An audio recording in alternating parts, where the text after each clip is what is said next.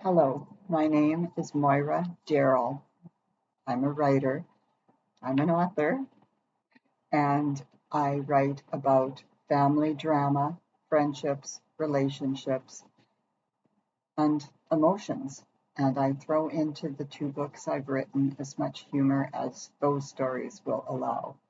And I do get totally involved in my character or people's emotions because after you've lived with them for 21, 22 months, they do feel like people. I say that everyone, when they were younger, had imaginary friends. At least I did. And apparently, I still do.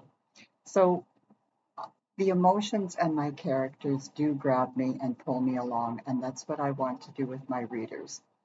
I want you to be grabbed and pulled along by my story and about my characters. So I will read to you a little bit about what Selena and her mysteries is about. That's my first book, and it's just got two short sentences. Selena is a young woman with no answers to her family mysteries, and she must overcome heartbreaking deceit. And there's lots of twists and turns, as in every book, but there's a couple of twists in this one that you don't normally find in books. And to find her answers, Selena searches in unusual places using extraordinary travel means.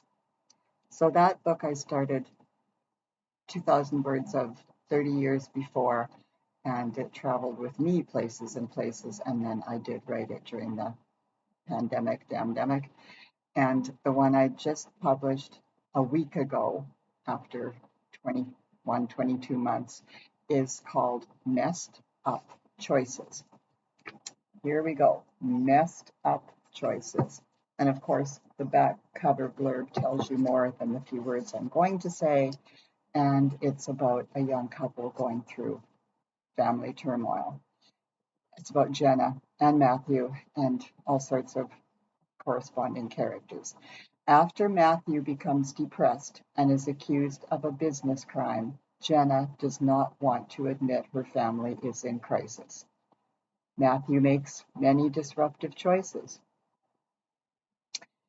And the RV resort, so we're taking place first, there's Calgary, there's Portland, and then there's Palm Desert area, Palm Springs area. So the RV resort where Jenna's parents' winter is her refuge as she goes to visit them because of Matthew's disruptive choices.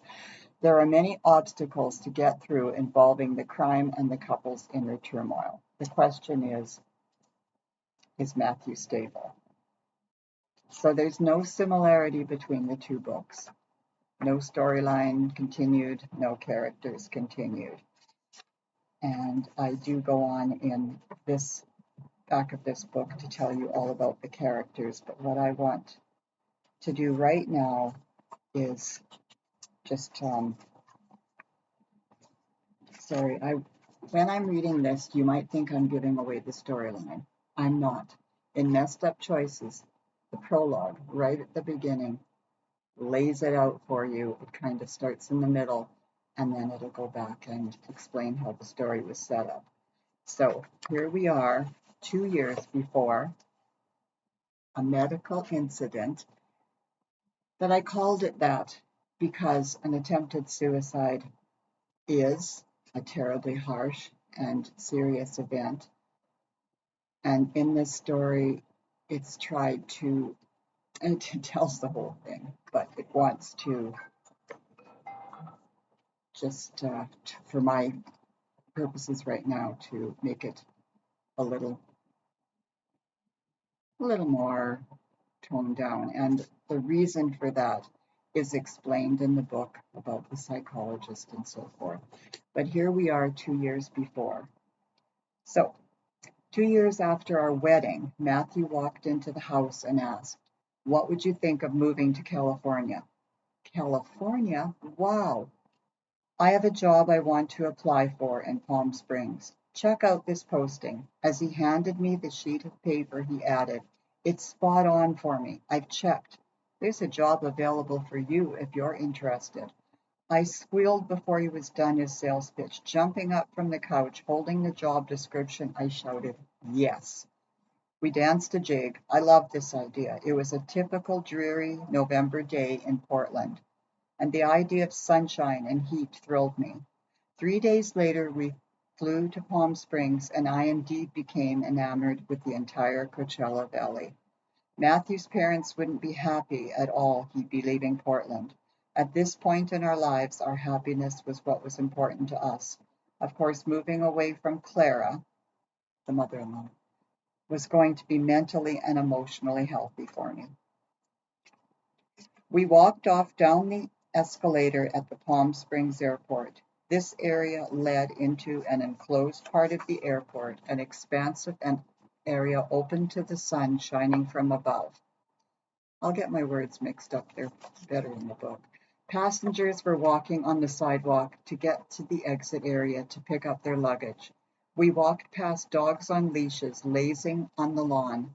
Suitcases were beside benches as other passengers awaiting the next flight took a break in the sunshine prior to going up the escalator to catch their flight home. Back to some much cooler climate, stalling the inevitable. Matthew, this is heaven. How could anyone not want to move here? I had stopped, mesmerized by the scenes playing out in front of me. Matthew stopped beside me, took my hand and squeezed it, obviously pleased with my response. Coming from a wet, cloudy, morose day in Portland, rain streaming from the sky and all Portland weather stations forecasting cloud for the next 10 days, this warm, well, hot day was heavenly. It does get hotter in summer. It's 90 degrees right now. That's pretty warm, but I mean really, really hot, 120 above. What do people do? I mean, I think it'd be hard to live in 120. Obviously, everyone here does. As I joked, inquiring, do they hibernate in the summer? We resumed walking, As we resumed walking, inhibited slightly as other passengers jostled past us, giving us a glance of irritation that we were slowing down their progress as they hurried to their holiday. Yeah, not hibernate. Yeah, not hibernate. In Calgary winters, you'd plan for a blizzard. You wouldn't go out at -35. You'd live your life around the cold, the snow, and dress for the weather. We had only packed a carry-on suitcase, requiring no wait time in the luggage area. Walking straight out into the day, I stopped again, taking in the clear, sunny skies and trembling with anticipation of a life here. Indeed, it's hot, but I could get used to this. The palm trees swaying, the sun on my face in November. Moving out of the way of other departing passengers, I said, so maybe shop early in the morning and late evening? We get lots of days in the 80s during the Alberta summer. It's best to get everything done when it's not, wow, 120 above. I added, with a suggestive wink at Matthew, I dress skimpily. I'll expect that. That's why I want to move here. I grinned and smacked him and then kissed him. Moving ahead, this is a point of view of other characters in the book, and this one's named Phoebe, and she is Jenna's mother, so the main character's mother, and it is again 2 years before to set the stage for the story. So Phoebe is speaking. Phoebe is the point of view. Leonard shouted to me through the open window, Phoebe, that's the last of the suitcases. He stepped in the door with Charlie, our tricolored King Charles Cavalier Spaniel, scampering behind him. As we unpacked at our Palm Estates RV Resort Park model a couple of years ago, Leonard screwed up his only slightly lined face and speculated, we forgot to pack the electric toothbrushes. I sauntered past the bathroom holding a small suitcase and muttered, Leonard, I can pretty much live without an electric toothbrush. They make my whole face vibrate. You may love them, but I'll enjoy the reprieve. Catty wife. I arranged clothing in a drawer and took a long critical scan of myself in the closet mirror, saying confidently, ah, but you love me anyway. I do, always. That made me smile and my green eyes sparkle. Then I noted in the mirror that my smile brought out all sorts of laugh lines. My hair still had some blonde intermingled with the gray, and I twisted my face to make my hair swing a little, ignoring the little jiggle of my tummy. Interrupting my mere critique, I sighed and said, glad we got Juanita to come in to clean. I don't relish dust everywhere when I'm on vacation. Vacation for 5 months? We're retired, dear. That would be a vacation from a vacation. Smiling again at our mutual teasing, I coyly replied, we are retired, but you stay involved in your construction business. Smacking me on the bum as he sidled into our bedroom, squeezing past me, Leonard attempted to imitate my mocking expression and said, hey, Phoebe, let's get to the pool while the rest of the gang's still here. I'll take Charlie out for a wee, and then we'll go. I saw Thaddy and Martha head that way before we began unpacking. The bags can wait. It's 3:30. Perfect timing. As I glanced around our winter home away from home, I thought about our 5 months ahead. Excited, I said. I love coming back to be with our winter friends. I miss them all summer. Aren't you happy to be back in our second home? God, yes, it's tiny, but it's our home as well. Our little park model is 600 square feet, including an added sunroom. Our front door opened into the living room sunroom beside the dining area. We had a two-bomb kitchen, which meant if you were friendly, two of you could prepare the meal. I sighed deeply. Standing beside me, Leonard asked, Phoebe, is something wrong? No, Leonard, it's a sigh of contentment. Good, good.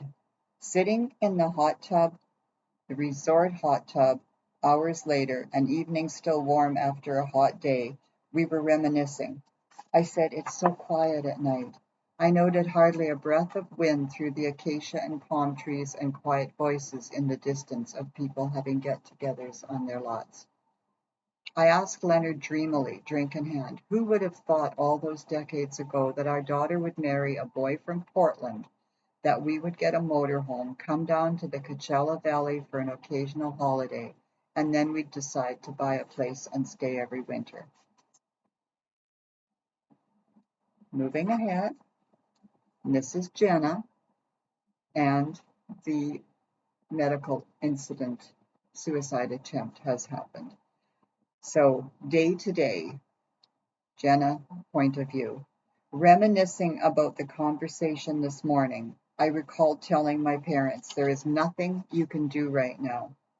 My dad had earnestly lamented, but we could be there for you. Your mom is checking flights out of Calgary to Palm Springs. My dad had earnestly lamented, but we could be there for you. I believe I need to say, for all our sakes, please don't come yet. Why, sweetie? Mom now on the speakerphone with Dad, and Mom is Phoebe. So Jenna's mom is Phoebe, Jenna's dad is Leonard. Mom, I don't have the mental capacity to be social right now. Matthew isn't conscious. I just need a couple of days to gather myself. I'll call you right away as soon as something changes, as soon as he wakes up. You don't need to make the effort to get here. Jenna will talk to you tonight. Tonight, what would happen during this day? Today already felt so exceedingly long. How could it have been only earlier this morning that Travis and Ashley, their children, would have gotten right into the early morning traffic after leaving our front step to head back to Los Angeles? They would have received my telephone call and in a state of panic and horror found an exit to turn around to come back to Palm Springs to meet me at the Eisenhower Hospital. My mind wandered to my talks with the children. I'd called Ashley and Travis shortly after arriving at the Eisenhower Hospital in the ambulance with Matthew unconscious, unresponsive. Bloody hell, what had he done? I gathered myself and said, I know you can't possibly pull over to chat with me, but I need you to turn around and come back as soon as you safely can. But Mom, the morning traffic's deplorable. I have to get to class and Travis has a job waiting. What's going on? They would have had the call on speaker so they could both hear. I tried so hard to be calm, not to panic them in the midst of heavy, heavy traffic. I chose my words to them carefully. Something happened to your father. No, don't interrupt until I'm done. When I went into our bedroom, your father wouldn't wake up. The ambulance came, and I need you to meet me at the Eisenhower. What do you mean something happened? That he wouldn't wake up, Mom. Travis, trying not to yell at me. Drive safely. Don't panic. Travis, keep your attention on the road and call me back once you've turned around or in less traffic. I can't talk right now. I need to talk to the staff here. Travis called back a little over 15 minutes later, and I told them both on speaker the little that I knew. Your dad may have swallowed some pills. The staff are doing everything they can to ensure your father recovers. They tell me he received medical attention soon enough. They are very positive about the outcome. Of course, there had been discussion about my wording. May have swallowed some pills, neither of them satisfied with my explanation or the doctors being positive. Travis had had a friend who took too many drugs, and the outcome had not been positive. Ashley was crying. That's bullshit, Mom. Travis became angry, hurt. Why would our father try to off himself? He didn't accidentally take too many pills. He's an accountant, for God's sake. He can count. Travis and Ashley had arrived at the hospital at 8:30 a.m., 90 minutes after they'd left our home. Their attention would have diverted to their week ahead as soon as they were off our street. Now it's locked on their father. We stood, we sat, we stood, we paced. We asked questions of every staff member who came into the room. It had taken every bit of emotional strength I had not to beg my parents to come right away. But I had been strong. I'd told them not to come. I glanced over at my children and admired my son's tall figure, auburn hair with long sideburns.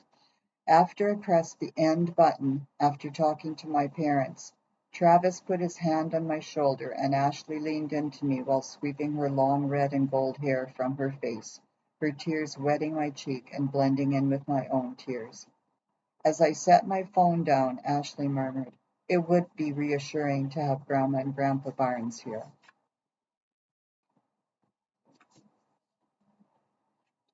So this is a later and a recall while Jenna's in the hospital with Matthew. I recalled Matthew's parents coming to the hospital the first night he was hospitalized. Clara, the mother-in-law, had been quiet, quieter than I had ever seen her. She whispered loving words to Matthew, stroking his hand gently below where the intravenous was housed. I'd never seen her like this. It pleased me to think she could be a loving mother. Jack stood stoically on the other side of Matthew, a tear running from each eye, his face a crumpled mess. I made an excuse to leave them alone for over an hour. Something in Jack's face had changed when he glanced my way, and it made me want to speak with him. Alone. Clara eventually went to the washroom, a sob escaping as she exited the room. Jack, is something else the matter besides you're worried sick about Matthew? I don't know for sure. I keep mulling over what Matthew said to me days before this happened. He usually doesn't call because Clara calls a few times a month. His huge, rugged hands were absent-mindedly rubbing together back and forth. As Jack hesitated, his booming, cynical laugh not evident in any way, he moved away from me, his eyes closing for a moment. I had a hard time being patient, but he continued. Matthew indicated some documentation had disappeared from the office. He'd neglected to return his key, and the clinic hadn't changed his code. Two terrible coincidences, but they were checking he didn't have these documents in his possession. As a former police officer, I cautioned him to get some legal advice, but Matthew changed the subject. My mind summoned up the ringing telephone the night before our family disaster, the clinic calling, then Aaron calling. Aaron's the friend. I'd told Jack about this, and he had replied, something was up. but we both know it couldn't have been anything that Matthew would have done. I should have said something to you, but Matthew wanted it kept quiet. He refused to discuss it again. He gazed at me with a remorseful expression, a tall man appearing diminished by a guilty conscience, and I immediately had said, "It's not your fault. You're a wonderful father, and you've been asked to keep a secret."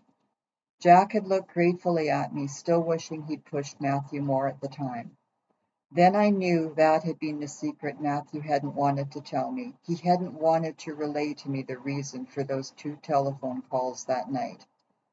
Jack and I agreed the conversation had to be broached with Matthew. As we stared at each other, it seemed we were saying the same thing in our minds. When Matthew comes through this. Jack had said the problem's not over. Someone has those documents. Matthew either has been involved or became a scapegoat, having forgotten to return his key. Who knew Matthew still had his key? Looking ahead, Matthew, the husband, the one who attempted suicide, has been keeping a journal. So this is Matthew's point of view, his journal. At the session when I had relayed my meager reasoning why I attempted suicide, Jenna was devastated I had kept this from her.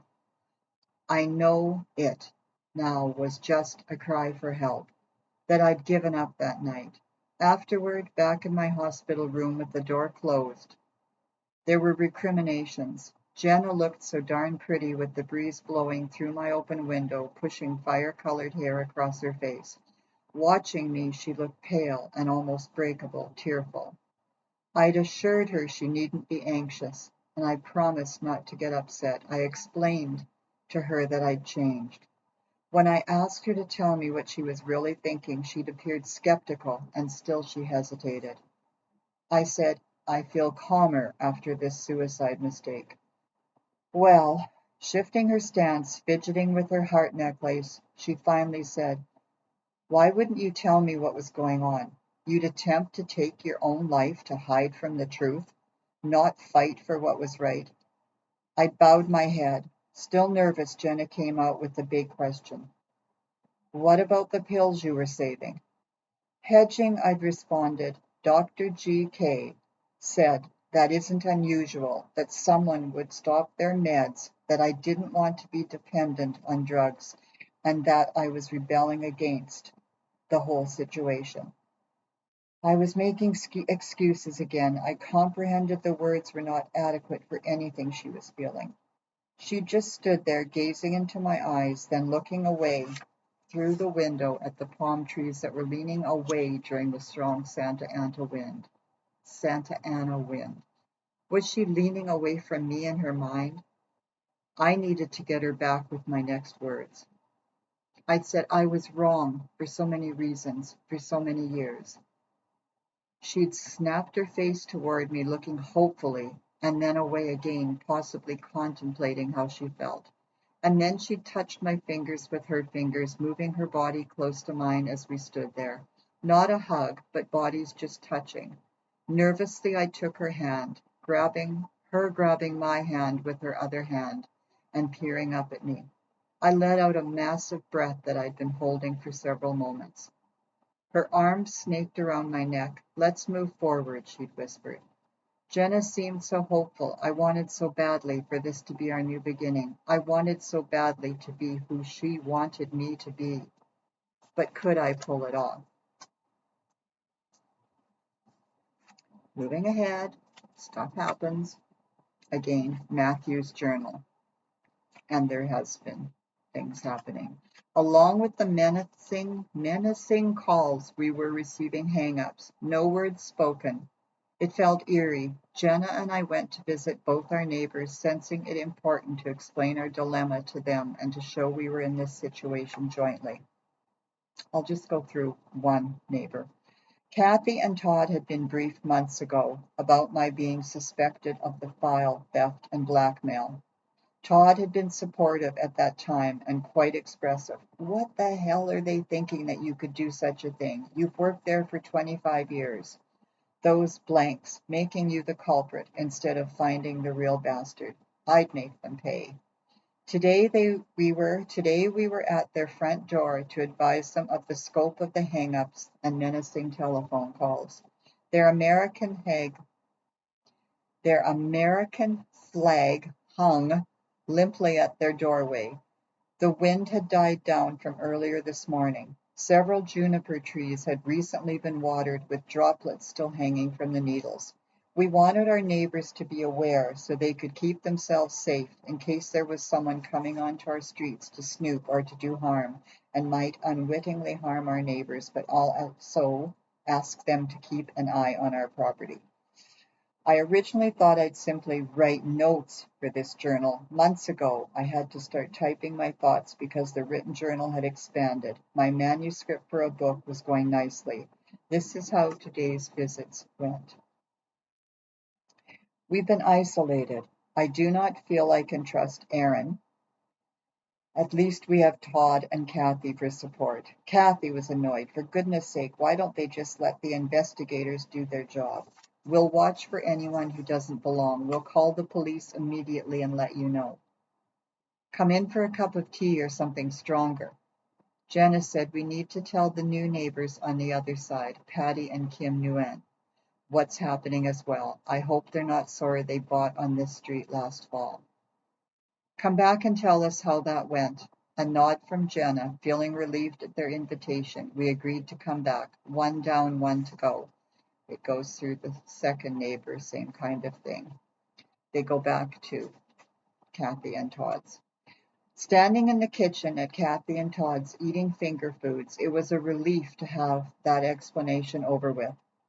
To finding the creep that's ruining your lives, said Todd. I'll drink to that, was my easy reply, and this is Matthew, tossing back a glance of sangria Todd had poured. Jenna sipped hers as she watched me. I think she knows that I've started drinking again. I've never been good with stress. This was getting to be too much for me. Just a quick gulp here and there, straight from the bottle under my bathroom sink. I'm sure she'll find that one. I needed to get a gun for protection. But from where? I knew there was a 10-day waiting period before I could get it. I wanted it right away. Who did I know who could help me? Certainly not Aaron. I'd been watching him. He seemed cagier as the days went by. I needed a gun from someone. Again, lots going on. Lots going on in between my readings.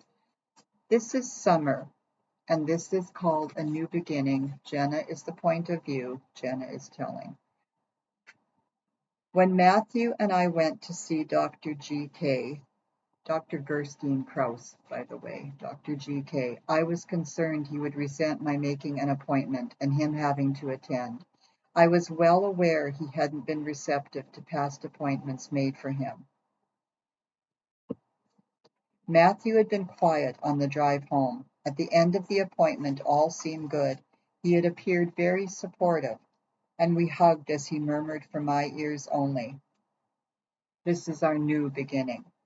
Since then he hadn't uttered one word. I let him have his silence. He was quiet until we closed the front door of our home. The door had clicked shut behind me as I turned around to face my husband. He grabbed me and we embraced. I was crying, he was crying. Real tears. Jenna, I do respect you. You're my everything. You've always been my everything. At this point, I couldn't stand. I made it to the sofa only with the help of Matthew. He sat beside me as I curled myself forward, head in my hands, and cried. Through aching sobs, I said, "You were always my everything. I lost you for 2 years. I was lost." And as you can see, there's a lot of pages here. And I will read Jenna, point of view, and it's called What the Hell?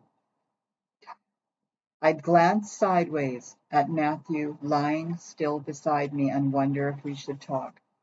How is he doing? How is he doing mentally? He said he wouldn't drink. He told Dr. GK and me that. Can he keep that promise? I struggled up beside him as he turned over and faced me, both our sets of eyes wide open. I could see him from the light streaming through the heavy half-open blinds. He looked shell-shocked, as I probably also looked. I started to say something to him, and he moved his hand and put his index finger straight up in front of my lips, touching them. Shh, don't talk, just rest.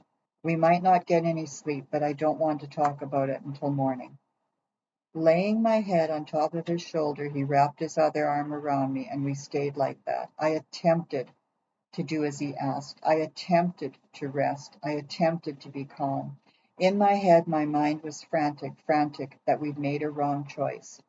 My mind shouting at me, tell the police. Don't tell the police. Tell the police. Don't tell the police. The police will know about the news release. I repeated, don't tell, don't tell. And as I'm going through pages, if I read more, then you'd know too much. So the parts I read do not tell you, they do not take away from the story. So read, right here, just want to get the other book. So read Messed Up Choices by Moira Darrell, and you can go back and look at my other video on YouTube, and you can read Selena and Her Mysteries. And on the back again is a longer version of what I read. So thank you. And this is Moira Darrell. Thank you.